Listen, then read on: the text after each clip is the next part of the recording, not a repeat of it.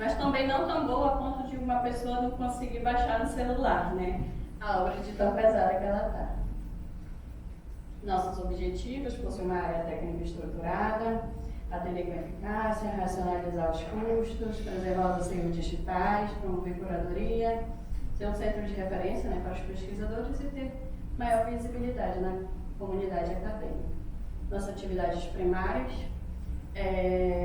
a nossa função primária mesmo, que é o nosso cerne, né, é a digitalização das obras raras. Então, acervos que estão lá nas bibliotecas públicas, instituições também que tenham acervos históricos, podem firmar parceria com a gente faz todo esse trabalho de organização, né, do acervo, preparação para a digitalização e depois disponibilizar, se for permitido, né? As atividades secundárias também nossas atividades, eu chamo de administrativo técnico, né? Que é a administração desse espaço aqui que nós estamos, né? A manutenção, nós temos, o nosso foco é acervos digitais, mas a gente tem um pequeno acervo físico, né? Então a gente também tem que cuidar da manutenção desse acervo físico, entre outras atividades. Rapidamente aqui o nosso organograma, como é que a gente se divide. Aqui. Nós temos projeto, pesquisa, administrativo técnico, geral, nossos processos técnicos, acervos digitais e físicos, nossas redes sociais, o site, né, esse aqui é futuro, nosso memorial aqui e os eventos. É basicamente como a gente se divide aqui dentro. Nosso direito autoral, essa mensagem aqui, nós adicionamos no final de cada obra que nós digitalizamos, né? Porque aqui a gente coloca, né, que se porventura você identificar alguma obra que não esteja de acordo com a lei de direito autoral, entre em contato conosco, né, para que possamos identificar e proceder com a regularização. O objetivo da Biblioteca da Amazônia é a disponibilização das versões digitais e a preservação da memória e a difusão da cultura do Amazonas e da região norte do Brasil, sem prejudicar os direitos patrimoniais do herdeiros ou a quem possui o direito de uso. Em relação a essa questão do direito autoral, aqui no Amazonas a gente divide por um critério nosso, né, de nossa organização técnica, e a gente coloca como acervo histórico até 1980. A partir de 1980 a gente divide o acervo para acervo atual, para facilitar a sistematização da nossa organização. E por quê, né? A nossa história, se comparada à história europeia e à história dos outros países, ela é uma história bem mais recente, né? Então, o que é considerado raro lá para fora, a gente não tem esse material para ser considerado raro. Então, a nossa realidade é bem diferente, a realidade da Amazônia. Então, por isso que nós adotamos acervos históricos até 1980. Mas e aí? Até 1980, 1950, acho que a partir de 50 ainda tem o direito autoral ativo. Né? Como é que fica nesses casos? A gente recebe muita solicitação de pesquisadores que às vezes eles querem algumas obras e eles não encontram em lugar nenhum, né? E são obras de autores amazônicos ou então que escreveram sobre a Amazônia e a gente não sabe por onde anda esse autor. A gente não tem ideia. O que a gente faz, a gente tem critérios de avaliação. Por exemplo, você solicita, olha, eu vi que na biblioteca tal tem tal obra e eu não encontrei lugar nenhum, né? Então, a gente vai fazer a busca. Realmente não tem, né, em nenhum lugar para comprar essa obra? Porque às vezes a gente já identificou que tem, a pessoa solicita da gente e tem sebo, a gente encontra sebo, encontra na livraria, então a gente diz não, né? Porque nosso objetivo não é sair digitalizando obra com direito autoral ativo, né? Então a gente avalia, né? Cada obra é uma obra, né? E se realmente não tiver e a gente vê a importância daquela obra, a gente acaba disponibilizando, né? Em alguns casos. Por isso que a gente coloca essa mensagem aqui, porque talvez a gente encontre o autor, ou então um familiar, alguém que possa identificar, né, essa obra. Mas isso é muito raro, na verdade. Eu acho que se aconteceu acho que duas vezes, né? Então é muito raro isso vai acontecer. E o nosso objetivo é que a informação não se perca, né?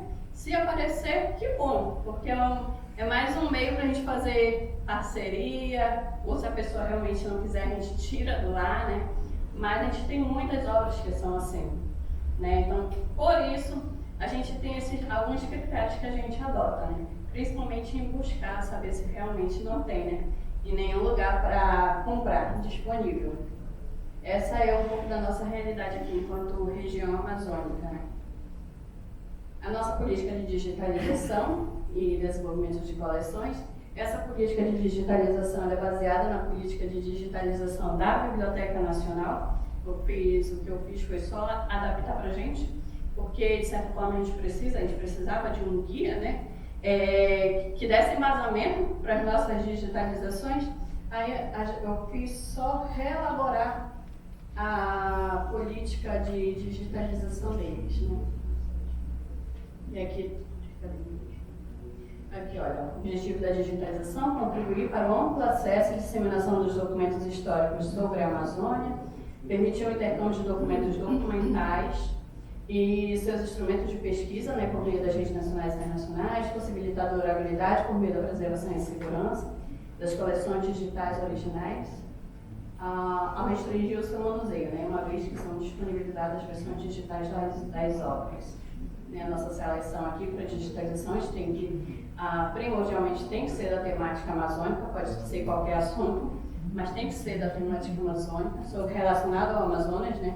O valor histórico, o memorial, a gente também avalia, a importância, a raridade das obras e a relevância das coleções para o uso atual e futuro. Esse caso aqui, às vezes, são alguns materiais que podem chegar para a gente, que são atuais, mas que, digamos, a gente digitaliza não para ser usado hoje, mas para ser usado no futuro, né? Porque possivelmente aquela obra a gente não encontre mais ou corra o risco de não estar mais disponível. Então a gente também faz é só em alguns casos, tá? Que a gente digitaliza para uso no futuro, né? A gente considera também o estado físico das obras, aqui os critérios, item que constitua o objeto da missão estatutária da Secretaria de Cultura, itens de domínio público ou órgão cuja reprodução seja autorizada pelo titular dos direitos intelectuais e morais, item identificado como raro para a realidade e comercial amazônica, item cuja digitalização é demandada por outros usuários. Aqui sempre também aqueles mesmos critérios, né, de que é obra amazônica, está em domínio público. O usuário também pode demandar para a gente, né. Item selecionado no contexto de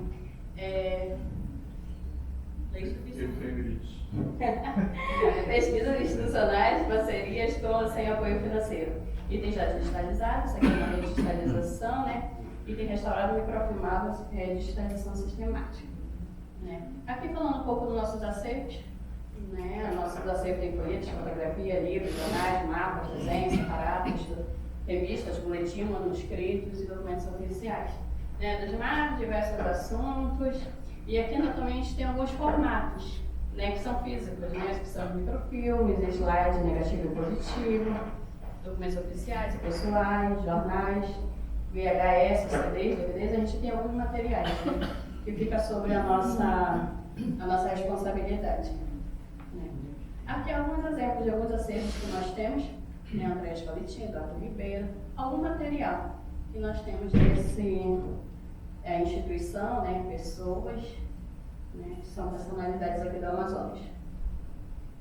Aqui são como nossos acervos digitais estão organizados, né? Temáticos, personalidades, arquivos que são aqui do departamento, né, da secretaria.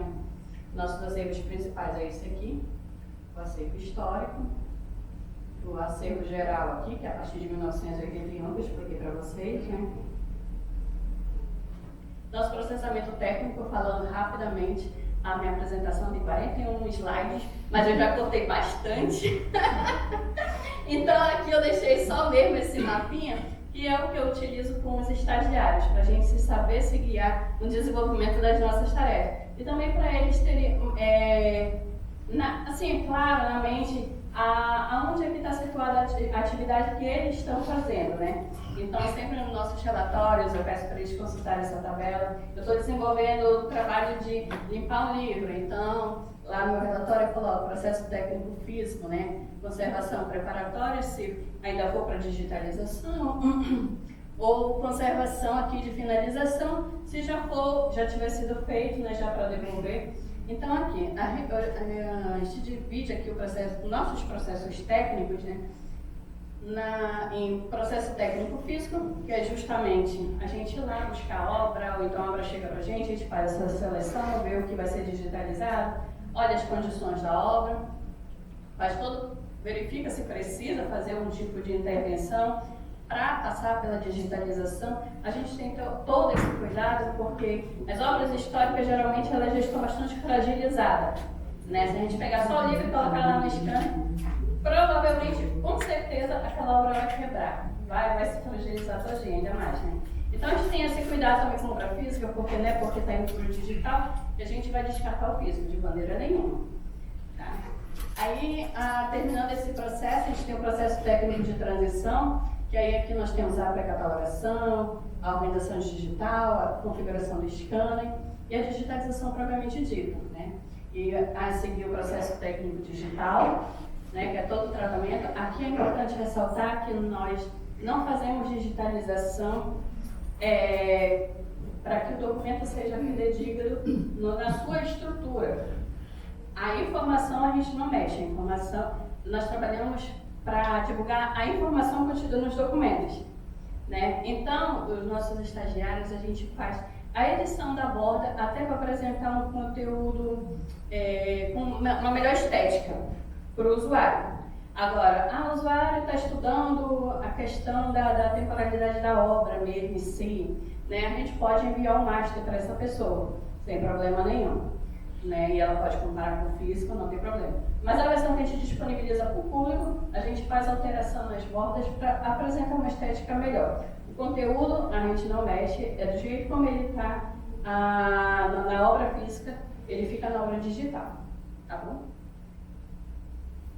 Aqui o processo técnico de disseminação, que aqui a gente já vai para o cadastro, né, nas nossas plataformas, preservação digital. Que na verdade nós estamos muito longe do que realmente é uma preservação digital, mas o que a gente rastreia, né, é um backup nas nuvens que nós temos, uma organização digital no servidor, que é o que está no momento ao nosso alcance, né. Processo técnico de descrição, que é fazer os catálogos e as listas, e esse aqui, que geralmente sou eu que faço, né, que é o processo técnico de revisão, que eu vou avaliar todo o processo como está sendo feito, né. Deixa eu ver aqui. Aqui os nossos projetos, alguns projetos que estão em andamentos, né? Que é o resgate de documentos e obras históricas na capital, a disponibilização dos acervos via QR Code, né? Os nossos eventos que acontecem aqui. Alguns projetos nossos estão parados por enquanto, né? E projetos no nosso setor que não falta, né? Esse é um projeto que a gente está lutando, né, para que ele saia, que o Samuel preparou com muito carinho, né, então tá em stand-by, vai sair algum dia. Esse é o nosso projeto que foi um sucesso, né, que é esse local aqui, né, foi a conclusão, o início do desenvolvimento e a conclusão de poder disponibilizar esse local aos turistas, né, e as pessoas também do Amazonas que não conhecem a história de Samuel Benchimol, né, então esse é o projeto de sucesso. As nossas pesquisas, né, a quantidade de pesquisas que nós temos por ano, né, o nosso maior ano foi aqui em 2017. Aqui começamos a ter alguns problemas com o site, né, então diminuiu um pouco. E está voltando a crescer, aos pouquinho está crescendo. Que é um dos nossos serviços também.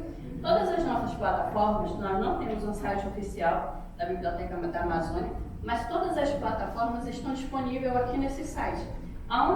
Porque nós vimos a necessidade de dar visibilidade para os acervos que nós tínhamos, né? Então, na falta do site, nós fomos buscando alternativas. Então, aqui nessa plataforma aqui do Vicons, vai ter todos os links onde nós temos obras cadastradas, né? Aqui no Pinterest a gente vai ter uma parte do acervo de fotografia. No Internet Archive a gente vai ter livros, folhetos, revistas cadastradas. Aqui no Telegram, que eu achei muito legal, é porque o Telegram você pode entrar nos grupos a qualquer momento, você tem acesso a todas as obras cadastradas. Então lá nós temos um grupo para livros, folhetos e revistas, que vocês podem estar acessando, e tem um outro grupo somente para jornais. A gente ainda está começando a abastecer, mas que é uma ótima alternativa, né? Porque você não precisa nem estar lá no grupo Telegram.